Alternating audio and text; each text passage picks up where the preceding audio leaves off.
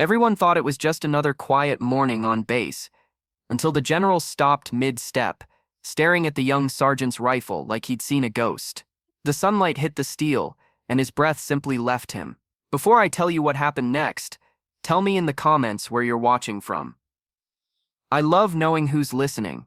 It was late morning inside the armory, the kind of day where sunlight poured through the tall windows, turning dust particles into tiny sparks in the air. Sergeant Emily Parker sat on a wooden bench, sleeves rolled up, cleaning her M24 sniper rifle with careful precision. Her movements were calm, almost meditative. Then she sensed someone behind her. When she turned slightly, she saw him.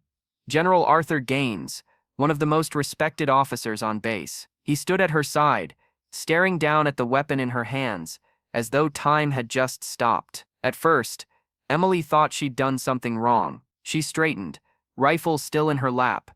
"Good morning, sir," she said politely. The general didn't answer. He leaned closer, his gloved hand trembling slightly as he pointed toward the small engraving near the trigger guard.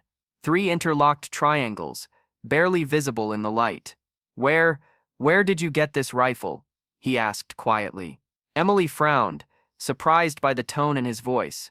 "Sir, this M24 was issued to me 2 months ago when I transferred here from Fort Carson." The general bent closer, squinting as if confirming something he could barely believe. His metals glinted under the light, his posture stiff yet shaken. "That mark," he whispered. "Do you know what it means?" Emily looked down.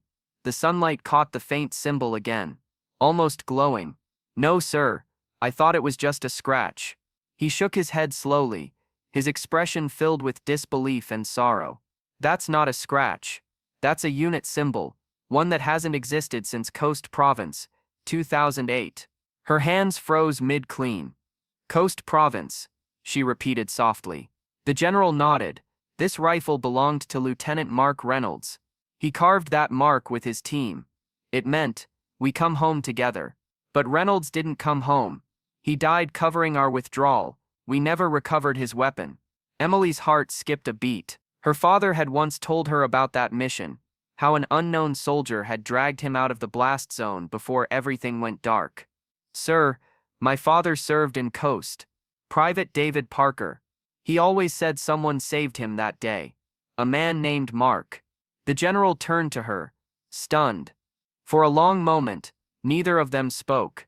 The only sound was the faint metallic click of the rifle bolt she'd forgotten to release.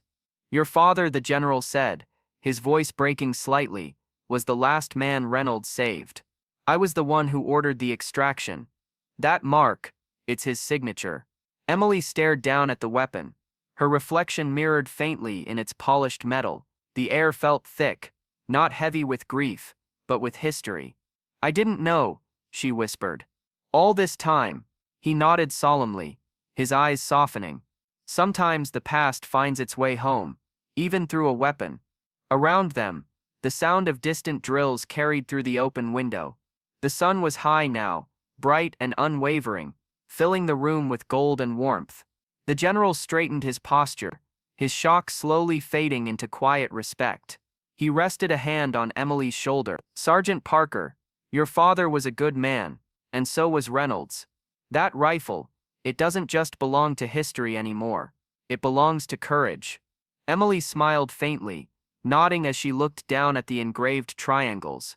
"Then I'll make sure it keeps that promise." The general gave a small nod. "That's all any of us ever could do. Because courage doesn't fade, it finds new hands to carry it forward. And sometimes what seems like routine duty is really a meeting between the living and the legacy they protect." If this story moved you, don't forget to like, share, subscribe, and tell me in the comments what courage means to you. And remember, every story of kindness, honor, and sacrifice deserves to be told.